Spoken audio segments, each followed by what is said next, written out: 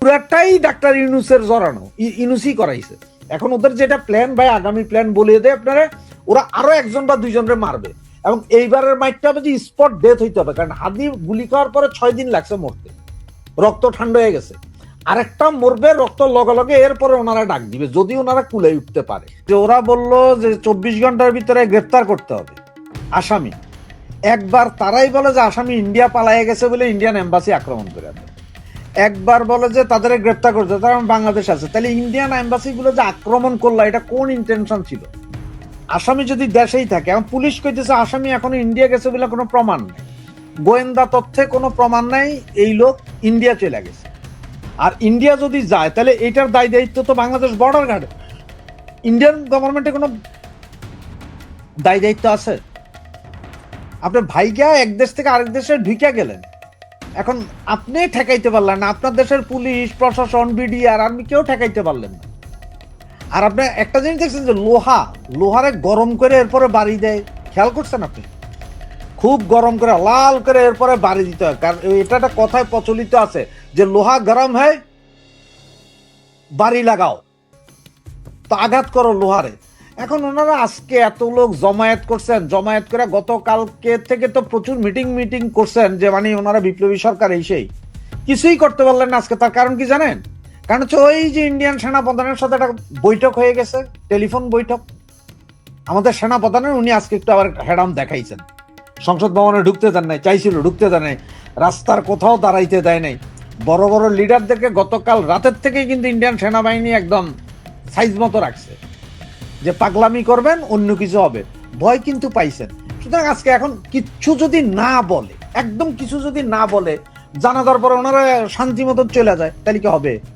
ওনারা তো অনেক উত্তেজিত ছিলেন গত পরশুদিন রাতে। পরশুদিন এত অযথা তো দেশের আরো অনেক সম্পদ নষ্ট করছে, গতকালকেও করছে। আজকে ওনারা এত চুপসাই গেছে কেন বুঝেন না ভাই?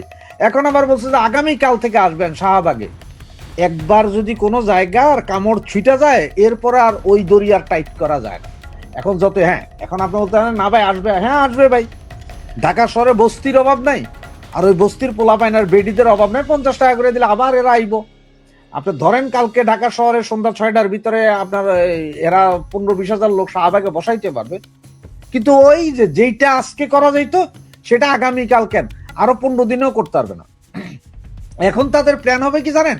হয় হাসনাত বা পাটোয়ারি, এগুলা কোন একটা স্পট মাইরা ফেলাবে এরা। না রাশেদ হায়দার ভাই, আপনি কি এটা বোঝাতে চাচ্ছেন যে তারা কি ধরনের প্ল্যান নিয়েছিল এবং সেই প্ল্যানটা তাদের ভেস্তে গেছে, এরকম কিছু বোঝাতে চাচ্ছেন? হ্যাঁ, তারা যেটা প্ল্যান নিছিল প্ল্যান ভেস্তে গেছে। প্ল্যান ভেস্তে কিভাবে গেছে দেখেন, ডাক্তার ইউনুস গেছে আজকে ওখানে, যাইয়া ব্যাপক কান্নাকাটি। মাহমুদুর রহমানও গেছিল খুব মানজারাঞ্জা মাইরা যে আজকে শপথ হয়ে যাবে, মাহমুদুর রহমান পরে একা বাইরে আসছে। এরপরে বিএনপির যে এটা নাম কি, বিএনপির মহাসচিব এখন, উনি যাই নাই জানা যায়, মির্জা ফখরুল ইসলাম আলম। মির্জা ফখরুল যায় নাই জানা যায়, কারণ উনি বুঝছিলেন যে এখানে কিছু একটা হইতে পারে হয়তো, এই জন্য উনি আর যায় নাই। এগুলো হচ্ছে জামাতের আমির আবার আজকে চলে আসছে সকাল সকাল, খুব ভোরে চলে আসছে, জানাজা পড়ার জন্য চলে আসছে। তো এই এখন আপনি এই হাদিরে চিনেন কেমন? আপনি এর আগে কখনো নাম শুনছিলেন? ওই যখন ইয়েতে আপনার গোপালগঞ্জে পুলিশ যখন 10 জন মাইরা ফেলাইলো, এরপরে উনি এসে এক বক্তৃতা দিল যে এই শালাদের সাউয়া মাওয়া ছিঁড়া ফেলো।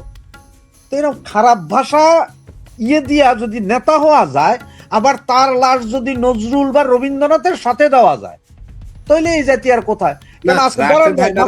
রাশেদ হায়দার ভাই এইখানে একটা মিনিট প্লিজ, একটা মিনিট। আজকে এই যে গতকাল রাতে আজকে সকালবেলার খবর, সেটা হচ্ছে যে বাংলাদেশের স্বাধীনতা যুদ্ধে 71-এ পাকিস্তান সেনাবাহিনী যে আত্মসমর্পণ করছে, সেইখানে বাংলাদেশের পক্ষ থেকে যে ভদ্রলোকের নামটা আমি ভুলে গেছি, এই যে আপনার সেকেন্ড ইন কমান্ড হিসাবে যিনি এ কে খন্দকার, উনি মারা গেছে। উনারে নিয়ে একটা বিবৃতি আছে এই দেশে। আজকে মিশনে যাওয়া 6 জন সেনা অফিসার মারা গেছে, তাদের কারো লাশের উপর একটা জাতীয় পতাকা দেখাইতে পারবেন? আপনি পারবেন না। লাশ জাতীয় পতাকাবিহীন আসছে, যাদেরকে সসম্মানে দাফন দিতে হয়, তার মধ্যে 3 জনের লাশ নর্মালি দাফন হয়েছে, আর 3টা লাশ আছে ফ্যামিলি হতে নিয়ে গেলে দাফন হবে। আর সেই জায়গায় একটা সন্ত্রাসীরা আপনারা একদম পৃথিবীর সেরা বানাইয়া এই পৃথিবী 2025-এ কোন কাদেরকে হারাইছে তাদের সাথে মিলে এই সাউয়া হাদির না, খবর রাশেদ দেয়। হায়দার ভাই, এইখানে একটু বলি, একজন মানুষ মারা গেছে, আমরা তার সমালোচনা আপাতত নাই করি। কেন? আমরা আমরা এটা না, আমরা চাচ্ছি যে সামনে তাদের ইনকিলাব মঞ্চের যে পদক্ষেপ, সেই পদক্ষেপটা আসলে কোন দিকে মোড় নিতে পারে কিনা আপনার অনুমান? ইনকিলাব মঞ্চের পদক্ষেপ শুনেন, ইনকিলাব মঞ্চের এই হাদি মারা গেছে, এখন সেখানে সরকার নাকি 2 কোটি টাকা দিবে সেইটা নেওয়ার জন্য। হাদির বউ বা বাচ্চা পাচ্ছে না, ওইটা পাইব কে? হাদির বোনে, হাদির বোন সেই টাকার দাবিদার এখন। আর আজকে সবচেয়ে একটা, আপনি তো মুসলমান, বহুত কিছু, এখন কিছুক্ষণ আগে আপনি বললেন যে ভাই এটা নিয়ে আলোচনা করেন না। কোন মুসলমানের জানাজা কখনো মহিলারা পড়ছে? এটা শুনছেন? হাদির জানাজায় আজকে এত এত মহিলা, কোনটার মাসিক হয়ে রয়েছে আপনি জানেন? কোনটা নাপাক আর কোনটা অনাপাক? এই জানাজা কেমনে একটা মুসলমান পুরুষের জানাজা কেমনে মহিলারা পড়ে? মহিলার জানাজা তো মহিলা পড়ে না। আলোচনা ওগুলা হওয়া উচিত যে বেদাত কিভাবে ধরছে, জামাতে ইসলামের ইসলাম আপনাদের উপরে কিভাবে চাপে পড়ছে, আপনার এগুলো আলোচনা করা উচিত। সেই ইনকিলাব মঞ্চ কি হবে? ইনকিলাব মঞ্চ কি হবে? এটা তো হাদিরা মারছে। আগামী 10 থেকে 15 দিনের ভিতরে হয়তো দেখবেন যে হাসনাত্রে স্পট ডেথ করবে ঢাকায়, কারণ তাদের ওই যে বিপ্লবী সরকারের একটা খায়েশ আছে, এইটার জন্য তারা নাই এমন কোনো কাজ করবে না। এটা পুরাটা জামাতের কাজ, মৌলবাদীদের কাজ, এটা অন্য কোনো দল বা পার্টির কাজ না। এটা আপনি যদি বলেন যে বিএনপি, এটা ইন্ডিয়া, না না না, এরা এগুলো করবে না, করতেছে। রাশেদ হায়দার ভাই, মহিলা কি জানাজা পড়ছে, এটা কি, এটা শিওর? আমি কিন্তু এরকম কিছু তো দেখিনি। তাহলে আমি আপনাকে একটা ছবি এই মুহূর্তে আপনাকে কারেন্ট, আমি এখনই আপনার হোয়াটসঅ্যাপ ওপেন করেন, আমি আপনার হোয়াটসঅ্যাপে ছবিটা দিচ্ছি। আপনি এই ছবিটা আপনি একটু আল্লাহর রাস্তায় তোলেন, আপনাকে দিলাম, আমি একটা ভিডিওই দিলাম, আপনি ভিডিওটা তোলেন। ছবিতে এআই দিয়া করা যায়, একটা ভিডিও দিছি, ভিডিওটা তোলেন। যেটা বারবার বলতে চাচ্ছে যে ইনকিলাব মঞ্চ কি করবে বা ভাই কালকে ওরাই দাবি জানাচ্ছে, এখানে কিচ্ছু হবে না, কারণ আসলে মূল আসামিটা কে। এবং আপনার একটা কথা বলি, যেই ছেলেটা হাদিকে মারছে বলে বলা হয়, তাকে হাদির সাথে পরিচয় করাই দিচ্ছে জামাতের আমিরের ছেলে। জামাত আমিরের ছেলে নিজে যাইয়া এই ছেলেরে পরিচয় করাই দিছে হাদিকে, এবং হাদিকে বলছে সেই খুব রিলায়েবল পারসন, তোমার নির্বাচনে সবকিছু করবে।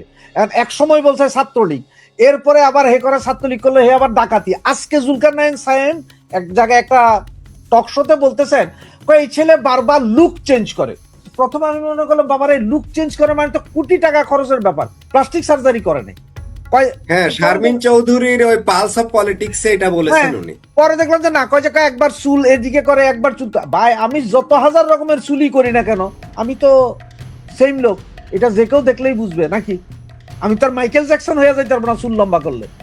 আবার জুলকারনাইন সাহেব ওরে পরবর্তীতে মিছিলেও দেখা গেছিল। কোথায় মিছিলে দেখা গেছিল? ওই ব্যাটারে তো জামাত ইসলামের মিছিলেও দেখা গেছে। সে তো আপনার এই ছেলে, মূলত এই ছেলের বাড়ি সম্ভবত কুমিল্লার কাছে কোথাও বাড়ি।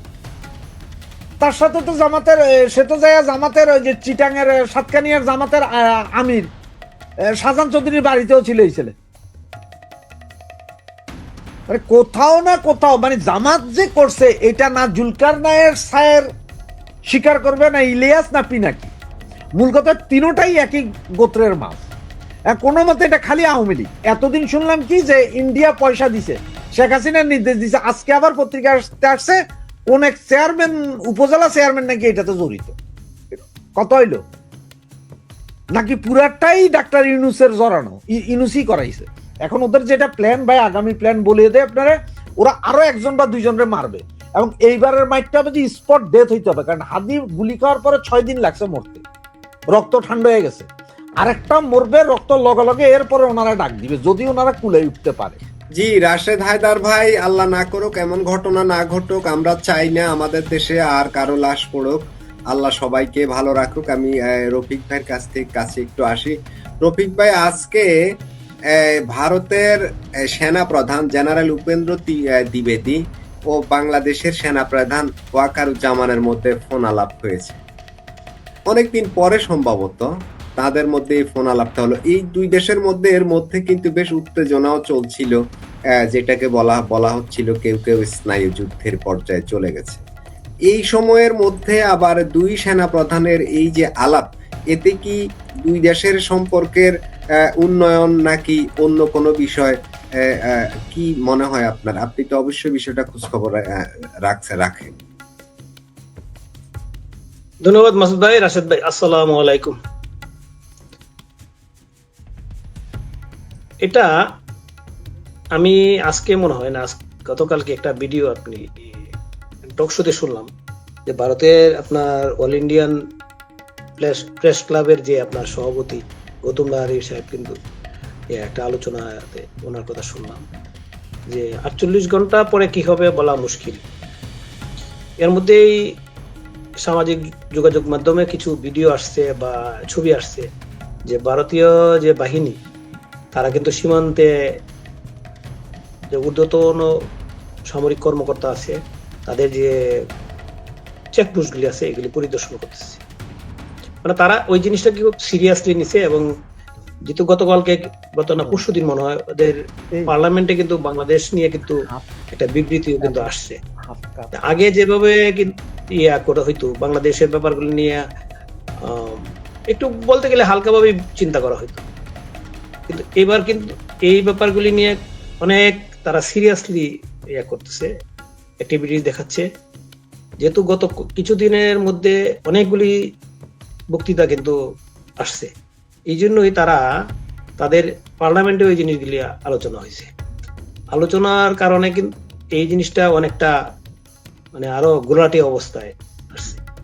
ভারত কিন্তু এখন আর আমাদের দেশের এই যে ব্যাপারগুলি সহজভাবে নিচ্ছে না, যে আমাদের দেশ থেকে যে ধরনের বক্তৃতা বিবৃতি আসতেছে এইগুলি এখন আর ওরা একটু সিরিয়াসলি নিচ্ছে।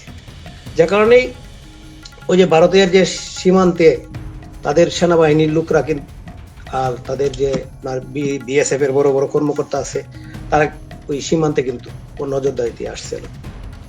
এই সূত্র ধরে হয়তোবা আমাদের সেনাবাহিনী প্রধান এবং ভারতীয় সেনাবাহিনীর সাথে একটা যোগাযোগ হয়েছে।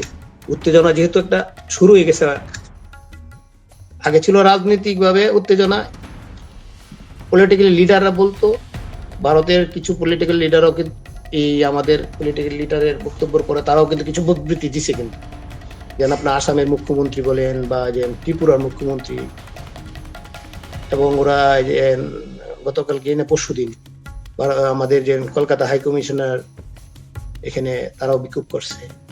সেই সূত্র এটা কিন্তু একটু জটিল পর্যায়ে চলে গেছে। সেক্ষেত্রে হয়তো বা আমাদের যে সেনাবাহিনী প্রধান বা ওই দেশের সেনাবাহিনী প্রধান, যেহেতু কি আলোচনা হয় এগুলি তো জানা মুশকিল, কারণ এটা সিক্রেট ব্যাপার। তবে এটা আমার বিশ্বাস যেটা হলো যে উত্তেজনাটা কমানোর লক্ষ্যেই ওনারা কথা বলছে, এটা আমার বিশ্বাস। কারণ কোনো দেশেই কিন্তু ভারতের সেনাবাহিনীও চায় না একটা যুদ্ধ হোক, আমাদের দেশেও সেনাবাহিনী চাবে না একটা যুদ্ধ হোক। যুদ্ধটা আসলে আমাদের দেশের যারা বক্তৃতা বিবৃতি দিচ্ছে যুদ্ধটাতে ওনারা খেলনা মনে করতেছে। আমরা ছোট থেকে কিন্তু আমরা করতাম, আমি কি যুদ্ধ দেখছি, কিন্তু যুদ্ধ দেখার কারণে আমরা যখন আপনার 4-5-এ পড়ি, কলা গাছ আছে না, কলা গাছের যেটা ডাঁটা থাকে, ডাঁটাটাতে কিন্তু আমরা অস্ত্র বানাইতাম, বন্দুক বানাইয়া আমরা ওই খেলাধুলা করতাম। কিন্তু 5-7-10 জন মিলে আমরা ওই পলাইতাম জঙ্গলের ভিতরে, এদিক দিয়ে গুলি করতাম। এটা আমাদের এই যে যারা রাজনৈতিক নেতৃবৃন্দ আছে ওরা যুদ্ধটাকে খেলাধুলা মনে করতেছে, কিন্তু যুদ্ধটা খেলাধুলার ব্যাপার না, এটা কিন্তু ওনারা বুঝতে চেষ্টা করে না। একটা যুদ্ধ করতে গেলে কি লাগে, আমরা যেহেতু আমাদের 71-এর পরে আমাদের তো আর যুদ্ধ করতে হয় না কোনো দেশের সাথে, আর আমরা 71-এ যখন আমরা যুদ্ধ করছি এই অস্ত্রগুলো কিন্তু আমাদের দেশের না, এই অস্ত্রগুলো কিন্তু আসছে কিন্তু ভারতের থেকে আসছে। মানে কি পর্যন্ত কত টাকার, কত কোটি, কত হাজার কোটি টাকার অস্ত্র ভারত দিছে, এবং এটার টাকা কোথা থেকে আসছে এটার হিসাব তো কোনোদিন আমরা কিন্তু পাই নাই বা শুনি নাই যে ভারত। না রফিক ভাই, আমাদেরও অস্ত্র ছিল, আমাদের এখানে যে ক্যান্টনমেন্টে অস্ত্র ছিল সেগুলো তো ছিল, আর আমাদের ক্যান্টনমেন্টের অস্ত্র ছিল, আমাদের গণবাহিনীর যে অস্ত্রগুলো ওগুলো ভারতের ছিল, বাট আমাদের সেনাবাহিনীর কিন্তু অনেক অস্ত্র ছিল।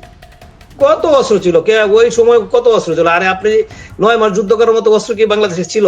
যুদ্ধের গোলাবলুত ছিল, এটা স্বাভাবিক অল্প কিছু ছিল, ওরকম তো ছিল। আর ওই সময় আপনার ওই সময় এই যে পাকিস্তানের অবস্থা কি রফিক ভাই, ছিল যে রফিক ভাই একটা সেকেন্ড, মাসুদ ভাই আপনি বললেন যে আমাদের এখানে ক্যান্টনমেন্টে অনেক অস্ত্র ছিল। আপনি দয়া করে কি আমাকে বলবেন যে এই বাংলাদেশ সেনাবাহিনী বা পুলিশের কয়জন যুদ্ধ করছিল ওই দিন? একজন হয়তো একটা অস্ত্র নিয়ে বাইরে আসছে, অনেকে নিরস্ত্র বেরিয়ে আসছে, আর্মি অফিসাররা নিরস্ত্র কোনো কিছু ছাড়া বেরিয়ে আসছে। তাহলে কি সেনাবাহিনীগুলো তো পাকিস্তানি আর্মিদের দখলেই ছিল, আর অস্ত্রগুলো আসলে ওদের এবং আপনার এই যে রাজারবাগ পুলিশ লাইনের সমস্ত অস্ত্রগুলো পাইকাদের দখলে ছিল। আমাদের সৈন্যরা কোনো অস্ত্র নিয়ে আসতে পারে না। আসলে অস্ত্র পাইছি আমরা সব ইন্ডিয়া থেকে আর রাশিয়া থেকে শেষ পর্যন্ত।